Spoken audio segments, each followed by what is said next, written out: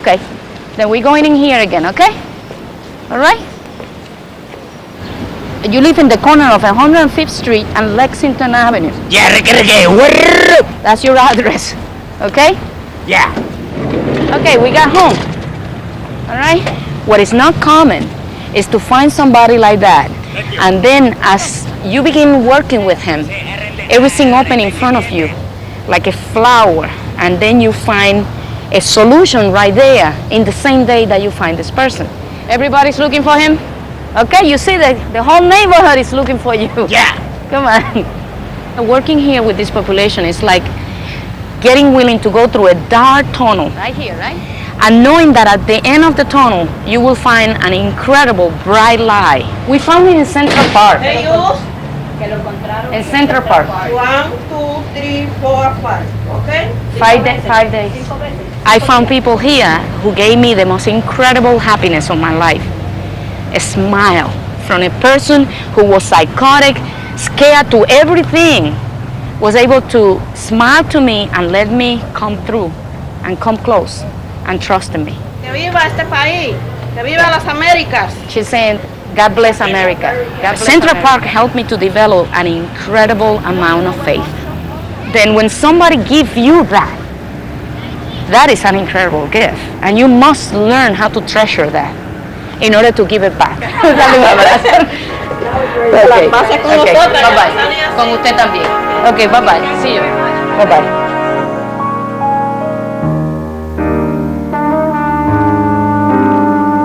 What happens in schizophrenia is you make too many connections. For instance, if I say the word to you, lion, what comes to your mind? Maybe tiger, reasonable connection. But probably if I say lion, stripes doesn't come to your mind. But you can make a connection from tiger to stripes, right? We can make the connection from lion to stripes without the tiger. Okay, you got it?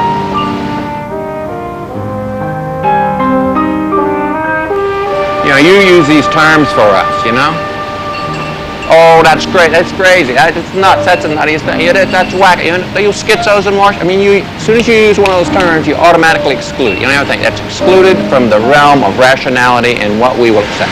Almost any time a person with a major mental illness is portrayed, they are portrayed as a violent person who is just escaped from some maximum security something and about to do things to innocent middle-class victims. So what we're all left with is the sense that behind every bush, there's a psychotic killer waiting to get us all. Schizophrenics shouldn't be considered scary. They're just a little more confused than the average person. It's a laundry list of assault, because not only are we saying they're evil, not only are we saying they're morally weak, we're also saying that they're incapable of certain basic mental functions. So they're also stupid. I think we got something to offer. You normals, have you noticed how you've screwed this world up? I mean, have you seen the crime rate, your divorce rate, your family's falling apart? You guys need us bad. I mean, you had us in these state hospitals, you know? Almost 1 million of us, we're all out now. We're ready to help you out. There is something very noble about fighting an illness, fighting for your life. And what isn't appreciated about schizophrenia is that people are fighting for their lives. When you think back about the ideas that families had somehow caused this illness, that's really horrifying to think about. And I think we're well past that at this point. And now we can look at the individual and the family as victims of a common and often really debilitating illness. When someone has schizophrenia and, they take this different role in their family, clearly their personhood is probably going to be affected by how that particular family deals with it.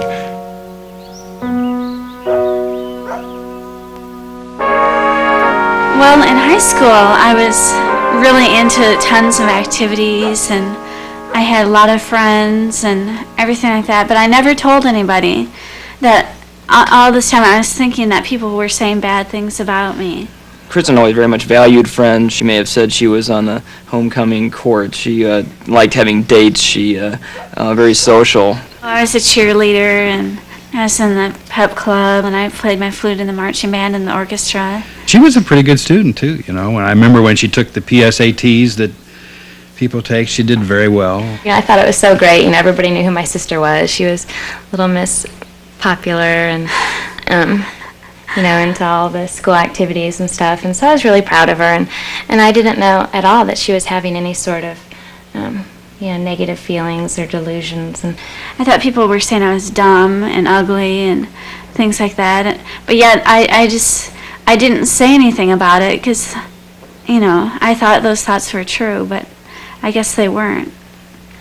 I kind of knew that I was mentally ill, I think. I went away to school at Arizona State, and I just got sicker and sicker. And she just really fell apart. I mean, she started having these terrible delusions and constantly on the phone. It was every day, you know. And I ended up having a suicide attempt right? Mm-hmm. I had a suicide attempt at Arizona State. I just want to say it's not worth it. I won't do it again. It's a terrible experience to go through. Well, when she came back, it was the most traumatic because then it became clear that she was really sick. She really developed severe symptoms such as hearing voices. She would respond to the voices and run out of the house and run down the street. And I was trying to catch her, basically, and it was a cold winter night. And it was, I felt so totally helpless. It's a real nightmare. And she went into the hospital for quite a while.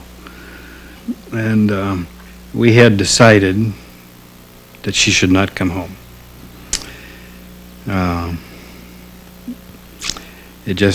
She needed to be in some place to have care all the time. John and we picked her up at the hospital and took her to the care facility.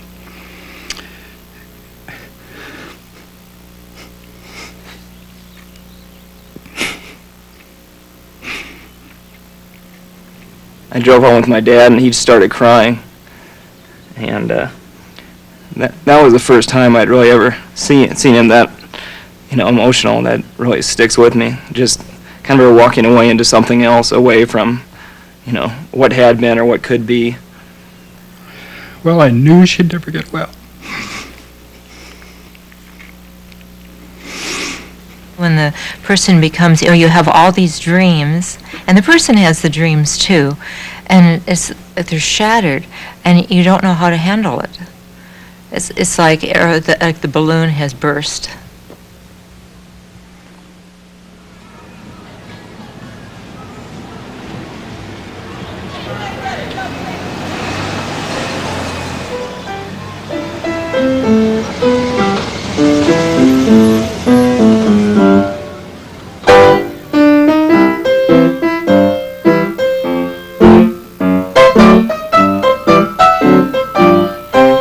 To play the piano because he loved music. He started real early, you know, picking up notes on his own.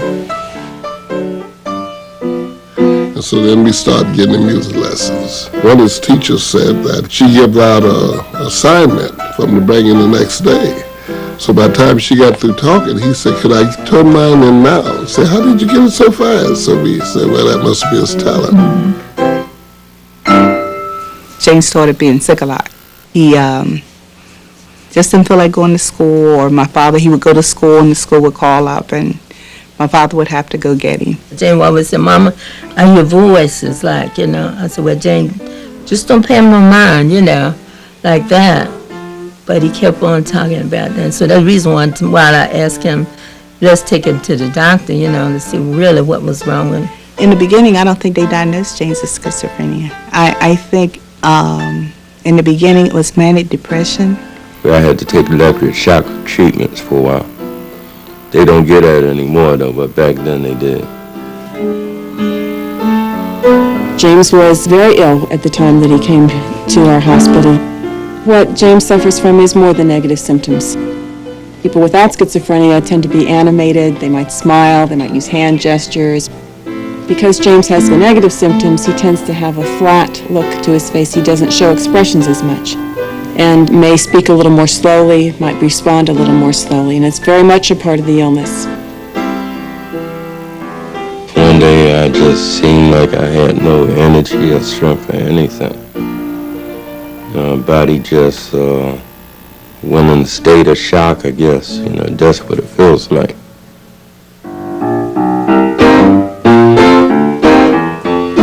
He was a student at the Berklee School of Music in Boston at the time he developed schizophrenia. And it was a big adjustment to him to not have that energy, to not have those feelings to express through his music at the beginning.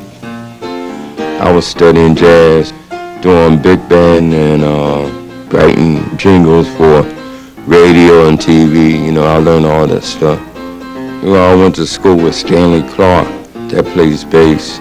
Sat in with Alvin Jones. I was supposed to, work out a record deal or something, but in the process of doing that, I guess I got too eager where I stopped taking my medicine. The third year, he got sick out there, in which we had to go out there and put him in the hospital, and we stayed out there for a while. They were much in a state of shock. And there was no history of this in their family. No one they'd ever known really had had a mental illness. You just watch him go from being a person who's capable of doing something for himself to a person who's incapable of doing anything.